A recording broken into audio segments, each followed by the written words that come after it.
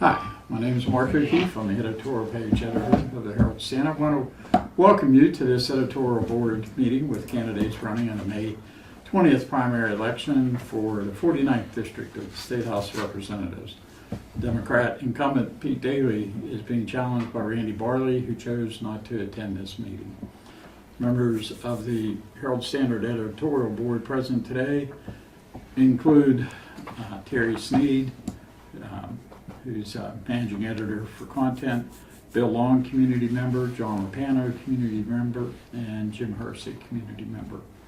I want to thank Pete very much for coming in and agreeing to meet with us.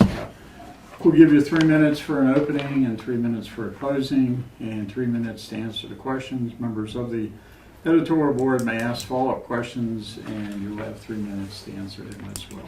Great. So we'll start with your opening. Well, I want to thank you and for everyone participating in this non-debate. But I think it's important that you talk to me and understand the issues that are out there, and at least understand my perspective on issues that face us. I've been in the legislature for 32 years as a member of the House of Representatives. I'm fourth in seniority currently, and I chair the House Consumer Affairs Committee, which deals with all public utilities, which are about 3,000 of them. Very interesting committee, and we'll talk about that, I'm sure, in some of your questions today. So I'm ready to shoot. I want to hear what you have to say, and I'll be glad to answer to my best of my ability. Okay, I'll start out with the first question. Leadership in the State House of Representatives last week amended its code of ethics to ban members from accepting cash gifts. Do you support the move, and do you think it should go further to ban all gifts? And do you think the legislature should make the ban a law, not just a violation of the ethics code?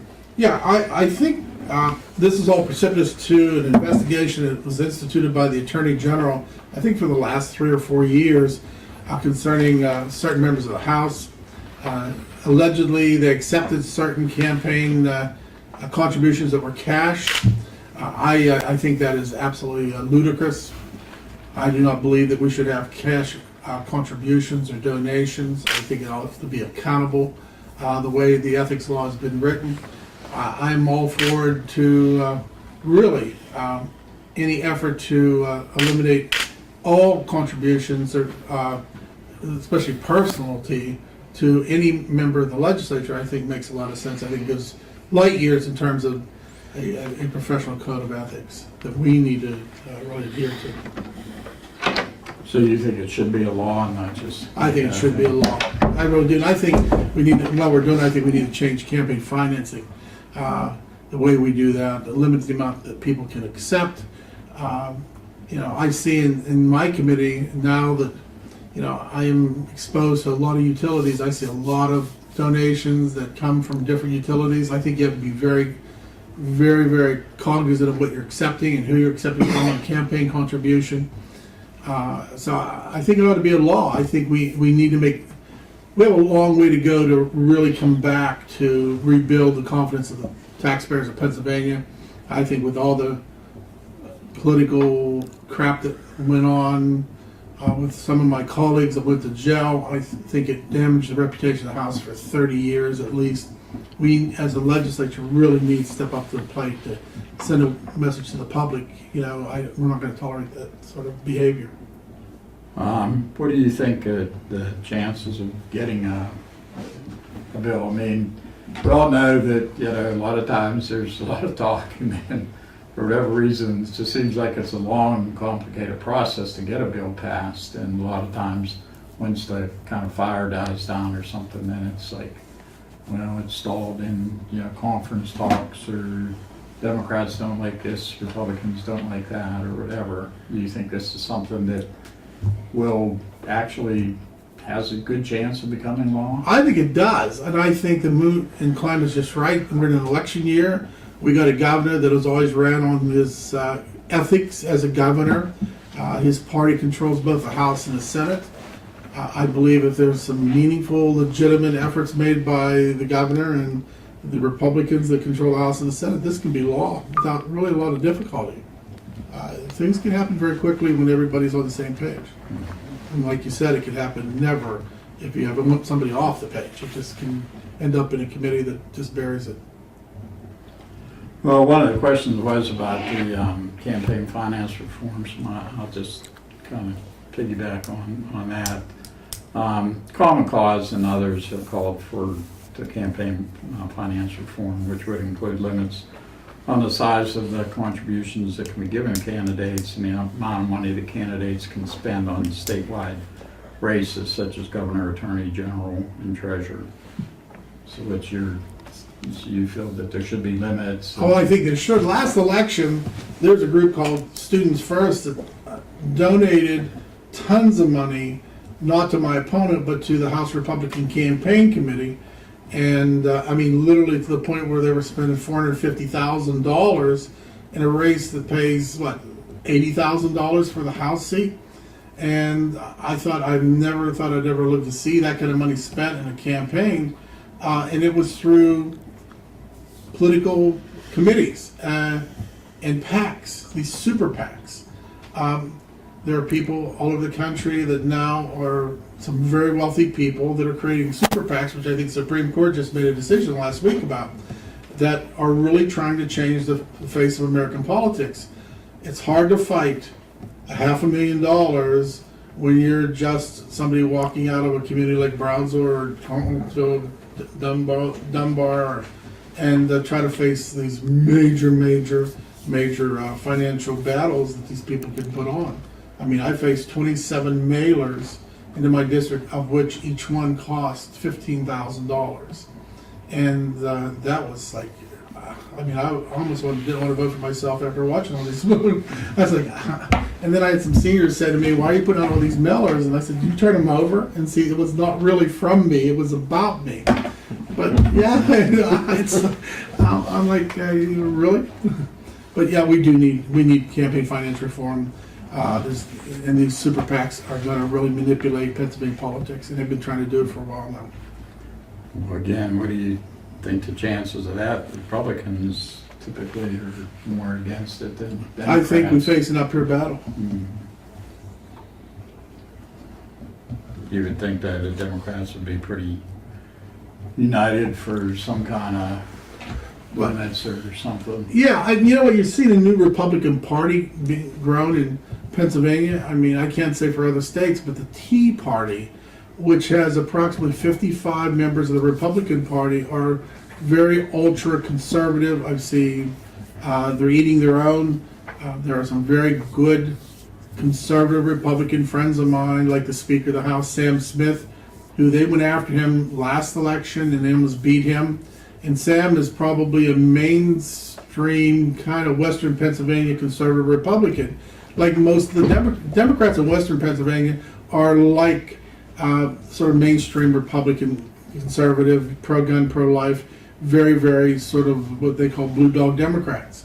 And they put out a flyer on Sam Smith, they being the Tea Party, this last election, which he wasn't even running, a week before the general election, and he's already until this year blistered him about his record. That's why you saw the party. I'm sure we're going to talk about the gas tax, but that's why we had 3 years to get a gas tax passed, because the conservative Republicans, the Tea Party Republicans said they're not going to vote for anything. And when the party's in power and you have these tight tax issues, these guys and ladies have this no tax pledge concept. And that's bad governance. You have to deal with the problems that the state has. And they wouldn't put up 65 out of 110 votes. And that really created a problem for all of Pennsylvania. Okay. Well, Derry, you want to take the second question? Sure. Legislation has been proposed that would require lawmakers to turn in receipts to collect reimbursement for work-related expenses instead of just claiming unvouchered per diem payments up to $159 that require no receipt. Where do you stand on this issue? Should per diems be eliminated? Well, I think that makes a lot of sense. I rarely go to dinners. I'm not real extravagant. I have an apartment that costs $250, I think it's $275 a month now, which is a bed and a little shower and a sink and a commode. I don't need anything else. I'm not entertaining anybody. It's just You know, you have a little apartment. I'm very lucky. I think that we could live with or without per diems. I'd be more than happy to support having us turn in our receipts for your breakfast, lunch, and dinner. You know, it's the other. I'm there Monday, Tuesday, and Wednesday every week because of my committee. It's just so much work, and they've changed the way we do things. Since I drive down early, I usually drive down Sunday night and leave Thursday morning, so I don't claim Sunday and Thursday because that's like 2 more per diems, and I thought that was not fair. So now what we had to do, because they changed the rule, is that I had to claim Sunday and claim Thursday so I could get some partial per diem for being on Sunday because I was there all day Monday or Tuesday or Wednesday. But it doesn't matter to me. I mean, I've been there 32 years and I've seen it go all different ways, and I think you can do it by whatever the receipts are. That's fine. That would work. I think it doesn't matter to me. I'll do it. No problem. How much abuse do you think has there been with the per diems? I think that we had one guy one time submitted 366 per diems for a 365-day year. And I think he went to Harrisburg twice from Philadelphia, and we said, you simply can't do that. You can't do that. And he did, and it created a firestorm, really, around the whole concept of per diem. I think everybody should be accountable for what they do. And I mean, you need to be honest because that's really an honest issue. If you're there, I think you claim it. If you're not there, I don't think you can claim it. But, you know, it's up to the individual. What do you think? Is there chance of that being changed, or? I think there is. I think there's a climate and mood, especially with this whole, what the heck they call it, some kind of gate, cash gate, or it's just another one of those gates. Harrisburg, where these 10 guys took these cash. I mean, how stupid can you be? But I mean, I had somebody one time want to give me cash, and I was like, "Are you serious? I mean, you can't do that. I mean, you just can't take cash. I mean, you want to donate to my campaign, that's all well and good, that's all legitimate. If I'm having a fundraiser, you want to donate, that's fine. But, you know, you get away from it. That's not proper or ethical. But I do think there's a chance. Bill, do you want to take the next Sure. question? Number 4. Fayette County's unemployment rate increased this past February from 7.2% to 7.5%, ranking at 58 among the state's 67 counties. Washington County, meanwhile, saw its unemployment rate drop from 6.1% to 6%, ranking it 26th in Pennsylvania. Is there anything that can be done to improve the economy in Fayette County? And why do you think Washington County's unemployment rate is so much lower? Is there anything Washington County is doing that Fayette County should be doing? Well, it is. And not my side of Washington County. I represent on 79 East. My current legislative district actually runs all the way to West Virginia, but my new district takes me from 79 to the Mon Valley, to part of the Fayette County in the Valley. And if they would do a regional unemployment rate, that part of the Washington County is just like Fayette County. We have probably the same high unemployment. Washington County is very lucky for several reasons. It's probably the second fastest growing county in the country, according to the demographics I've heard. Now, of course, it's not the Mon Valley. Peters Township. It's Peters Township, Strabane, and I don't know if you've been over by Washington. I know Terry has been over there.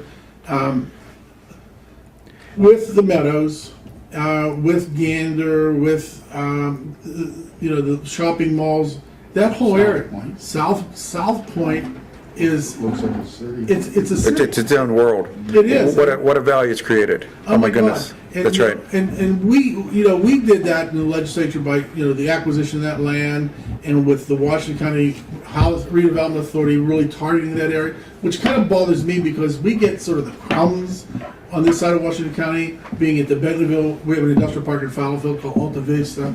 We have an industrial park in California. It took us 4 years to get the darn hotel started, or 3 years. They had a groundbreaking. 3 years later, they started building it. They told me it's going to take another year and a half to build. And we helped them with the $5 million grant to do that. The Montfait Expressway has not bit into the region enough yet. And I mean, a lot of people are staying away because of the high tolls. But what I hear is southern part of Fayette County, we're getting sort of creeping Monongalia County now into here. You're seeing more development over by the mall and that whole industrial park behind the mall. We need to be able to target, and the problem that we faced in Pennsylvania, Fayette County being, and we've done poverty summits here, we did 6, 7 poverty summits. The problem here is opportunity, and Marcellus Shell is naturally going to do that for us. But that's a time sort of warp thing, and we're going to talk about that. I serve on the Pennsylvania Energy Development Authority Board. We had a meeting today at 1 o'clock.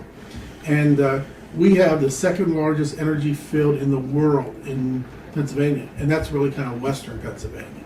And what happened about a year and a half ago, everybody went over to eastern Ohio and started really drilling there as opposed to here, and also in the Williamsport area in central Pennsylvania, but hasn't really dug in here. I think you're going to see really, like the coal, the coking operations in western Pennsylvania in the 1880s, but we need to target economic development in here, like we did for the cracker plant in Aliquippa. We put a lot of economic development monies into that. We need to do the same thing in Fayette County because of our poverty rate, Greene County because of the poverty rate.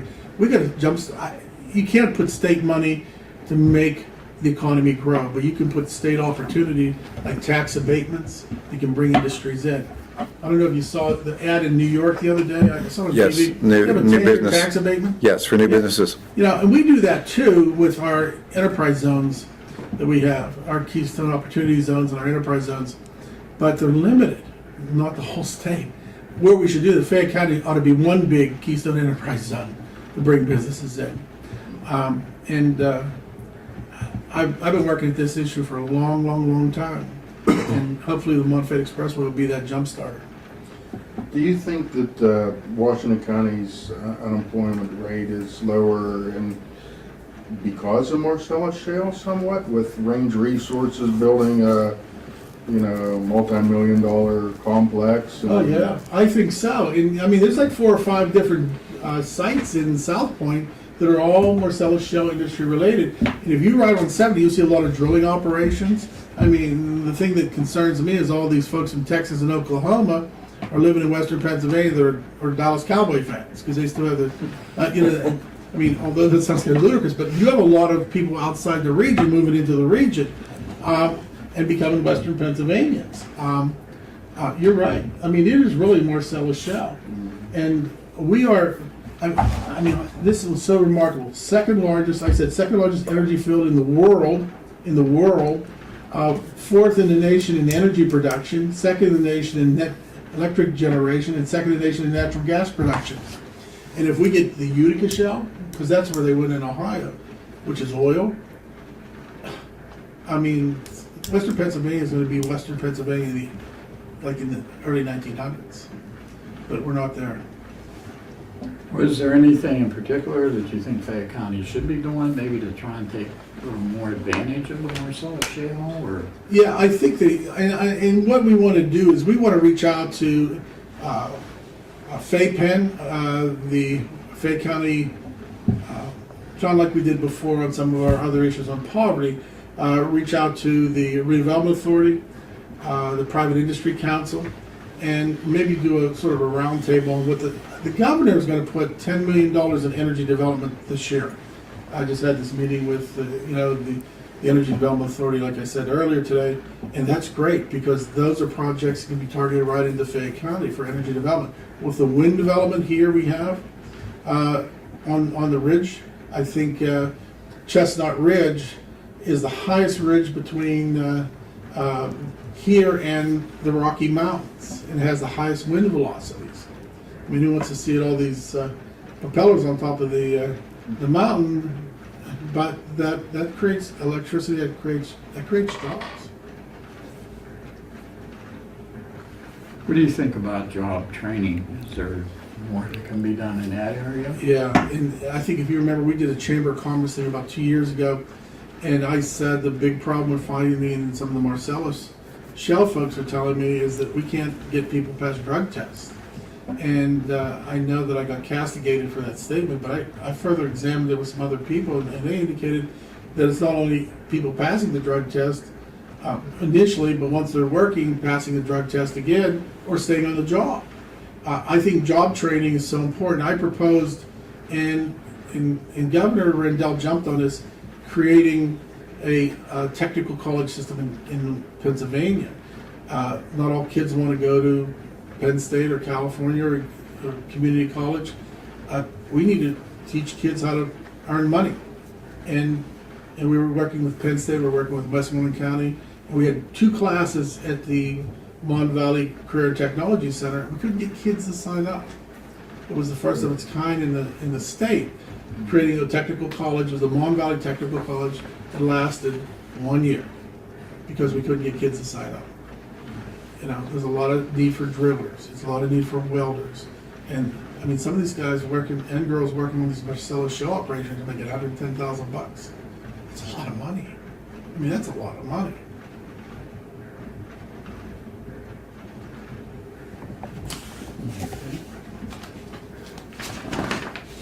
Jim, you want to take the question number 5? Thank you. This goes right along with your discussion on Marcellus Shell, actually. The Democrat candidates for governor have all called for doing away with the impact fees from Marcellus Shell and switching to a severance tax, claiming it would raise much revenue for the state. Three of the candidates, Kathleen McGinty, Allison Swartz, and Tom Wolf, say that a 5%, while Rob McCord is saying it should be 10% on the severance tax. Are you in favor of a severance tax, first of all? And if so, what do you think it will do to local municipalities getting money from the impact fees? I talked to a lot of municipalities. The impact fees really right now are having very little effect on most communities.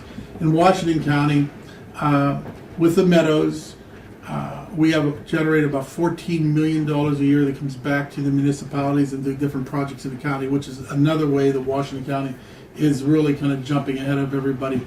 We set something up in the local share, and it was due to probably the people in Bentleyville raising the most consternation that we had the redevelopment authority board really designating where these projects would go. We said so much of that money should go to municipalities, period. Whatever, based upon population, minimum of $25,000, and then a per diem, a per person kind of add-on. So that's helped a lot of municipalities. That's not happening right now with the casino. Lady Luck is not generating enough money to really have a major impact on Fayette County. Number one. Number two is, so the impact fees have very little effect in Fayette County. But if we had a severance tax like all the other states have that are impacted by it, except Pennsylvania, and this was a sweetheart deal that was contrived by the governor, contrived by the gas barons, that as long as he's governor, there would be no, I don't know how he pulled it off, honest to God, because I've seen so much groundswell in both the House and the Senate to have a severance tax, and the governor's been able to effectively stop that. And I don't know for a fact, but guess the proof's in the pudding. He has impacted every time there's an effort made by any legislators, be it Republicans or Democrats, that's been stopped, and that's been a non-starter. We need that. I think it can generate a lot of money to the state, a lot of money to Fayette County specifically, Greene County, and to the Mon Valley. I think it's going to happen. Be Tom Corbett next term, and I think the deal was for 1 term. Like I said, I don't know how he pulled this off, nor how that deal was done, but it's been done, and we need an extraction tax, like everybody else has. We're not going to lose. These guys aren't going to pack up and leave. Put $3 or $4 or $5 million in a well, which is going to generate literally millions, tens of millions of dollars out of that well. They're not going to leave the state. Most of the other states, in addition to the severance tax, also tax oil and gas as real estate, similar to coal and stone that we do here in Pennsylvania.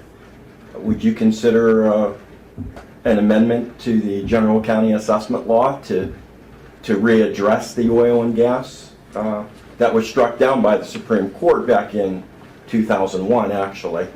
Anything we can do that's going to increase quality of life in Fayette County. When we did our poverty summits, I know that we said Allegheny County's average home value was at that time it was like $72,000.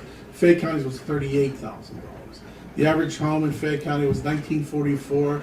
The average home in Allegheny County, I think, was somewhere around 1964. Anything we can do that's going to help us to increase the tax structure, which is going to help the schools, going to help the communities, I'm all for it. We got to take some desperate steps pretty soon because we will be the last of the last. And right now we're sort of right at the end of the barrel here. But I'm talking about the rest of the country. And we talked about Appalachia being here. Baby, it's alive and kicking. Seriously. I mean, you go to Walmart and see what I'm talking about. There's a lot of poor people that live in Fayette County, and a lot of people need help. This county needs help. Pete, you said the impact fee isn't having much effect on the municipalities. Some municipalities are receiving a great deal of money, big influx of money to their budgets. Do you think it should just be spread out more? Like maybe through a severance tax? Not so much where the drilling's going on. Right, I think everyone needs a share in that. And it's not that if it's going to be just in Bullskin Township or Salt Lake Township.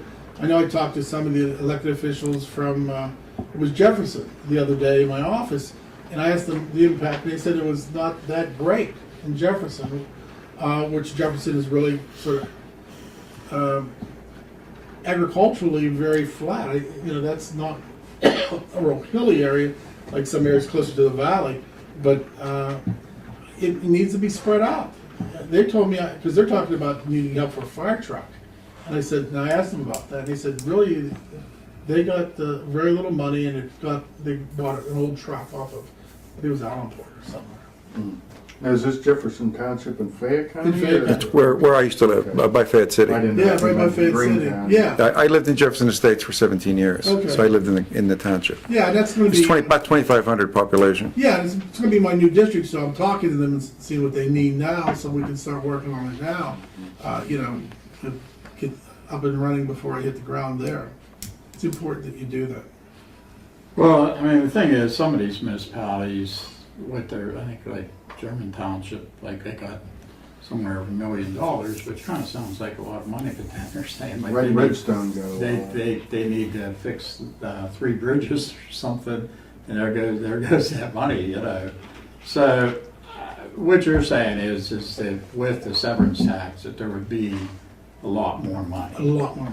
Money. Do you think that there would be some kind of way, though, where maybe just to make sure that, like, the local municipalities that are getting the impact fee, because I think McCord said something like that, where they would still get what they're getting from the impact fee, but then because you would just have so much more money from the severance tax, it would generate so much more that there would be a lot more money to kind of go around. Makes good sense to me, because you don't want to cut somebody off. I mean, we had revenue sharing years ago, and all the communities lost it in the 70s, and without a replacement. So I'm all for trying to maintain what we have and build upon it. As a follow-up, and I'm not sure I understand the economics of this, but with all of the natural gas being produced, why did I just get a rate increase for my gas company? When did you get your rate increase? From Columbia Gas. It's proposed, I believe. It's a Proposed proposed rate rate increase. Right, it's going to come before the Public Utility Commission for a hearing on, which I met with the chairman of the PUC this morning for 2 hours concerning not the percent, that rate proposal, because that's in the process, but the spiking of January and February's with the polar vortex. And people, I think it was in 1996, we regulated the electricity industry where people could go out and get a energy distributor, and you know what was going on. People were signing people up, flipping people in, what they called slamming them. Yes, I've seen that. Yeah, and what happened was many people did not, it was okay when they're getting like 7 cents a kilowatt hour, but when it goes up to $44 cents a kilowatt hour, you see everybody's bill just went through the roof. We had a hearing 3 weeks ago in Harrisburg. We're having a hearing this Thursday. in Pittsburgh in the Gold Room, and then we're subsequently on Thursday night having a public hearing where people can come and show us their bills. We're trying to mitigate some of that for people, calling these companies to task here that sort of bait and switch these folks, suck them in, slam them in. We're going to get the Attorney General to investigate that impropriety, because everybody's saying the electricity charge with a polar vortex, and they're talking about a solar vortex in the summer, because this changing climate is something that's maybe here for a while. And we're going to have a hotter summer. I know Florida's had a hotter winter than it's ever had before, and that's predicted to be a hotter summer than it ever had before. So, same thing with our electricity in the winter. We're going to have electricity in the summer. So we're going to have some problems, and we're going to put a cap on that. The legislature is going to propose a cap on how much people can be increased, maybe 25%, and if it's above the 25%, instead of the 400% like there was last month, that they have to go to the PUC for approval. I mean, I've senior citizens that have bills of $2,000 right now. And I reached out 2 weeks ago to Columbia, all the utilities, to put a moratorium on shutting people's gas off and power off. I had Columbia and I had Peoples, which is I think Equitable and Peoples, and Duquesne Light said, yeah, we won't do it because LIHEAP has been extended for a while. And it was, I thought First Energy would step up the plate, but I was kind of disappointed they had not. It affects all of us here.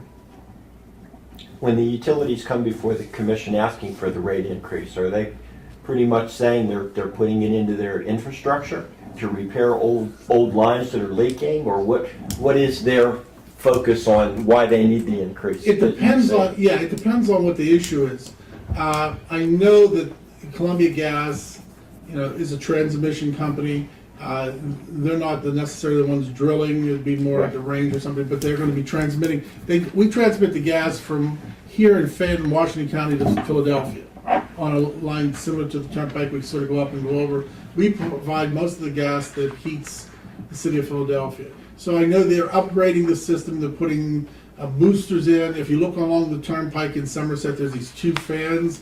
It's a compression system that compresses and pushes. So that's changing. With electricity companies, we're losing the coal-fired generators. They're putting more gas-fired generators in now. They shut Hatfield down. They shut Mitchell down. Everybody in the coal field, we're losing all those old phosphorus fuel plants, and this Obama administration is sort of leading the charge to get these guys offline. And I raised the question to the PUC the other day that the gas generators are not in the gas producing regions. Like, why aren't we putting more gas power plants here? And I didn't have an answer. Smart meters, which is a whole separate issue, which I'm surprised, and I know you talked about it, I think briefly in one of your editorials, but we're requiring everybody to go to a smart meter system. And what that does is that if people want to switch out of, let's just say, some company that's providing electric distribution at a higher rate, instead of doing it in 60 days, they can do it in 3 days. So people can get out of it. Smart meters, they can do that. But the PUC built in a mechanism for a recapture of the cost of the smart meter in the bill. So that's a line item, you'll see it's in the bill. But if you ever read those bills, it's almost like reading hieroglyphics. When I first met with the PUC, they met with me in Mass.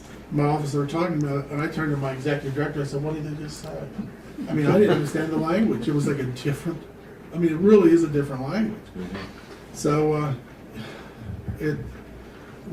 capturing, recovering costs and capturing everything, I was like, I gotta learn.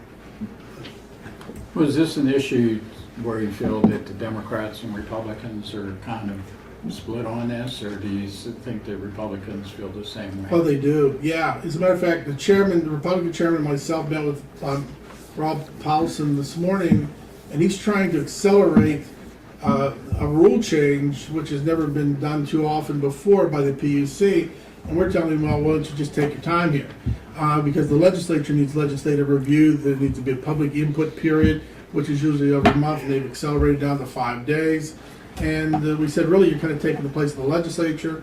Let us address this issue because we vet it through the House and through the Senate.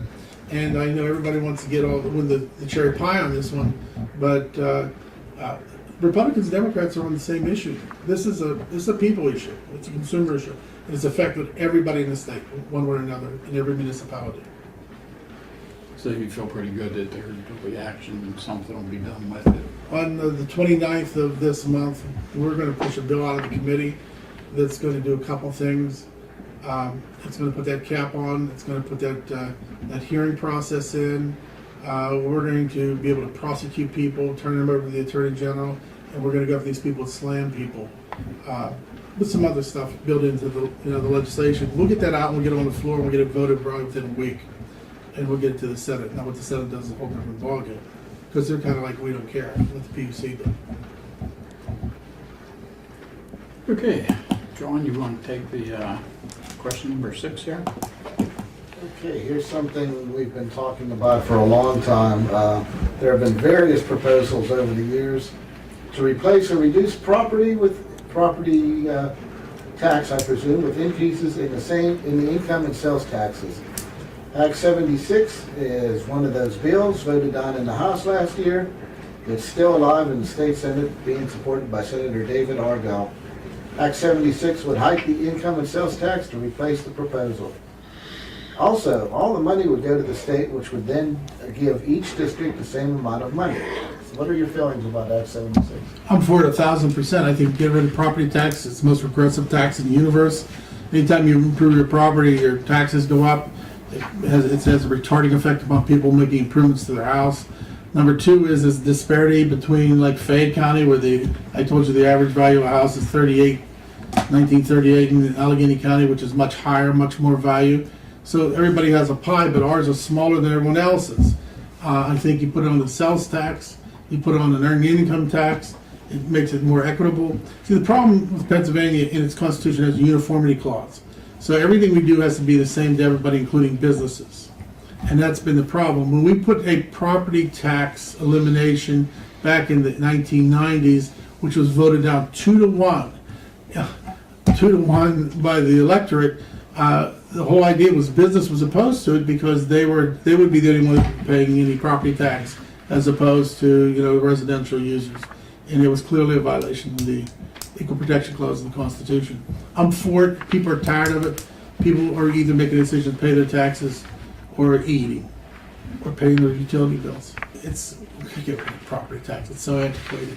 I mean, that stems back to Old English canon law when people had serfdom when they start giving indentured servants start getting property. We thought Rendell had a chance to get it passed, but it seemed what happened? It's the business interest really felt they're the only ones going to be left being taxed on property, and there was a groundswell negative support. And the casino money was originally intended To replace it. property. Yeah, well, Joke. I mean, that's not enough. No, it's not. Well, if you have meadows like in every county, it would be enough, but you don't have a meadows in every county. I mean, the Meadows is probably one of the best casinos besides the rivers that really generate a lot of money, but it's not going to make enough money to replace property taxes.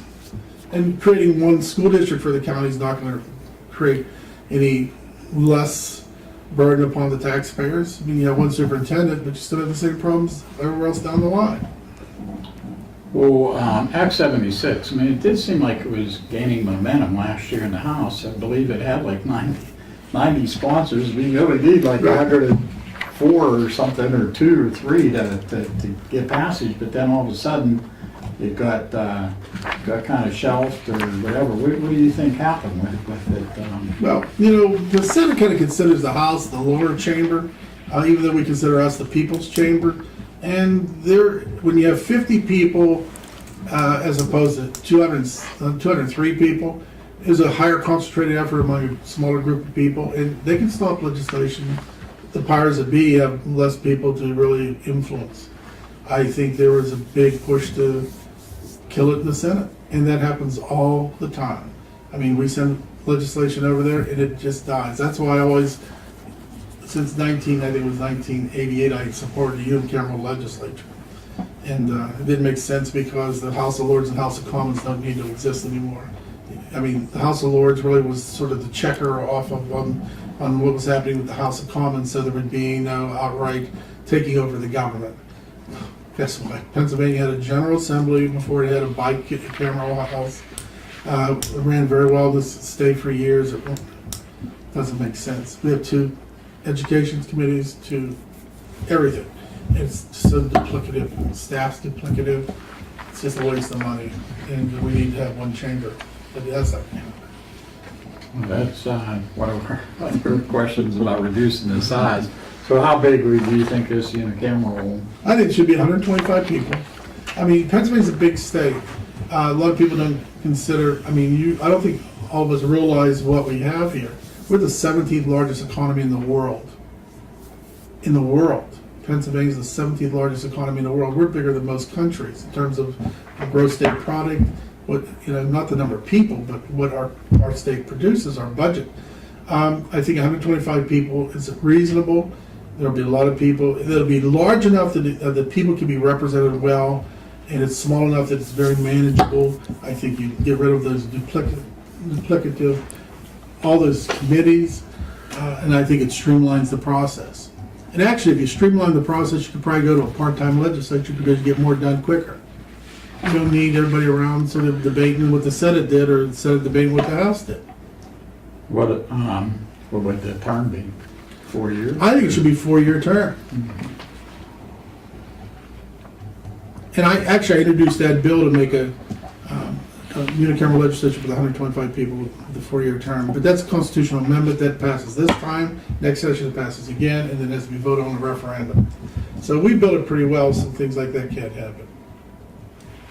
What about the reducing the size? There was, I think the House passed the bill. Yeah, we last just year. did. Yeah, Sam Smith, who's the speaker, he debated the bill, and we passed that probably about a month ago. Again, the same bill. And that's a great idea. What do you think the chances of that happening? I don't think it's going to happen. I think what we have to have is a constitutional convention, and they start to rewrite parts of the Constitution. And I think that's the issue that needs to be rewritten, is the legislature. I think you have a limited constitutional convention, and something's going to, if we have to depend on the self-policing of the legislature, it's not going to happen. It's the largest in the country, and our state isn't the largest. I know. It doesn't fit. Well, it doesn't fit. Even though our economy is like the 17th largest in the world, it doesn't fit. And I mean, there's a lot of wasted time debating things that we keep debating. We sent a bill to the Senate. They sent us the same damn bill back to the House, which is their bill. But what they do is they'll end up stripping our stuff out and sending our bill back. I mean, this is a waste of time. It's a waste of taxpayers' money. Let's make it work right. That's not what government was all about. I'm a student. I'm a political scientist, whatever that means. But yeah, I mean, I got a master's in political science, and I remember my professor said there's no science in politics, but this is what you do. And we need a unicameral legislature. We need one General Assembly that deals with this issue and can deal with it very quickly and resolve the issues. We don't need checks and balances in the legislature. The government can veto it. The Supreme Court can overturn it.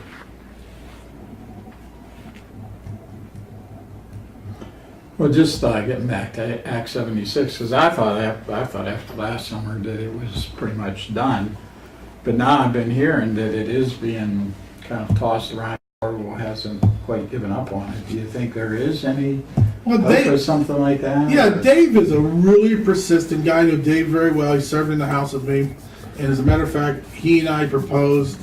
I proposed the elimination of the tax on automotive plane repair.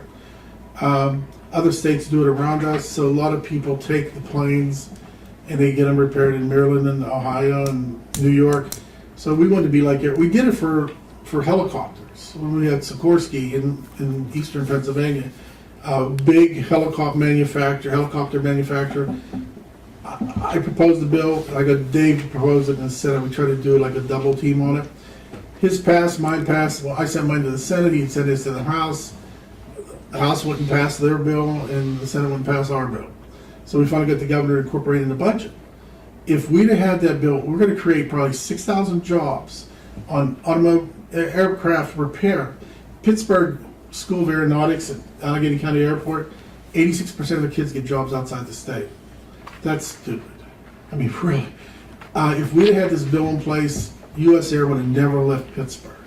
When they had all that repair done when we put tons and, like, what was it, 25, 30, 40, 50 million dollars in the airport. To accommodate US Air, and then they left. Yeah, I And then they know. left. And then we're stuck with that tire there that doesn't have any use, and we have an airport that is absolutely, I think Latrobe's doing better than Greater Pittsburgh is. And rightfully so, because they have cheaper flights. But yeah, so we did it by the governor, putting it in the budget. I hope Dave is very persistent, and if there's a way of getting it passed, he was appropriations chairman. He is, I don't think he's appropriations chairman now. 'Cause I think Cox in the House was the main sponsor, and he's a Republican, Yeah. isn't he? Mm-hmm. So I think maybe somehow this could still come back up, or It could. We got to see what the governor wants to do with, in this budget. Maybe we can come up with some really good accommodations, because they better do something with the pension system, because we are $48 billion in debt with that pension system. And then they had the nerve to want to sell the lottery and take Yes. $50 billion and pay so they can fund the Canadian pension system. Are you serious? I mean seriously. Sell the lottery so the Canadians can have their pension system bolstered up, and ours is $48 billion in debt. Well, my mother would beat me if I had that kind of economy in my house. I mean, beat me anyway. okay, next question, I'll take that. Currently, 19 states have legalized marijuana for medicinal purposes. Do you think Pennsylvania should do the same? And 2 states have legalized marijuana for recreational purposes. Where do you stand on that? You know what? Big issue, very quickly developing nationally. Pennsylvania's a very conservative state. We had blue laws probably in the 1980s. I personally, I think it's a great idea for medicinal purposes. I think it makes a lot of sense. We had a big rally at the Capitol the other day. We passed a bill at the House the other day. I think it makes sense. There's a lot of people going to jail with small amounts of marijuana, and I mean, if they're in Colorado, they wouldn't be going to jail at all. That's really ridiculous. I want to pay $40,000 just to put somebody in prison, and it's probably cheaper than sending someone to Harvard. Well, that's the biggest reason people are in jail. Yeah. Drugs. It is. I mean, drug pushers should be in jail, but I'm not talking about people that have small amount of marijuana for their own personal use. Not the guy that's selling it in packets and nickel bags. That's distributing it. I think drug pushers should go to jail.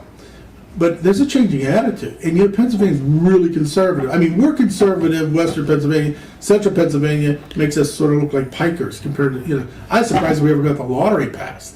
I'm surprised we ever got gambling passed, because what we call the Bible T in Central Pennsylvania, from Gettysburg up across the top tier, there was not one vote come out of that whole region for that.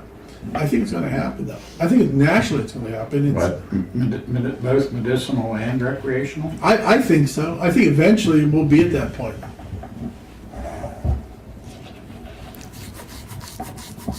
Yeah, I have one final question too. Got to talk about open records, Yeah. open meetings. Any changes that did you like to see take place, and possibly what about maybe stiffening fines and penalties for officials who violate the law? Currently, if they do, it's pretty much just a slap on the wrist. I find it kind of incredulous that the school district have executive meetings, which they have a pre-meeting meeting. That kind of is an absolute contravention to the whole idea of open records, and municipalities, not but school districts. I think that in the legislature, we have rules meeting called off the floor, which are done very quickly in a small room where reporters are trying to cram to get in to find out what's going on. I think that ought to cease. We need to do everything we can to open up government and make it very transparent. You need transparency to develop credibility, to develop trust. We're in a democracy. People have the right to see what's going on. People have the right to experience what's going on and voice their opinion on what's going on. Even though we may not like it, guess what? Tough noogies. That's what's supposed to be in a democracy. I represent my constituency, and they feel a certain way. I'll support my constituency. Okay, well, that'll wrap up our questions. We'll give you 3 minutes now for a closing statement. If there's anything that we haven't addressed or whatever you want to talk about, the floor is yours. Thank you, and I hope I've won this debate.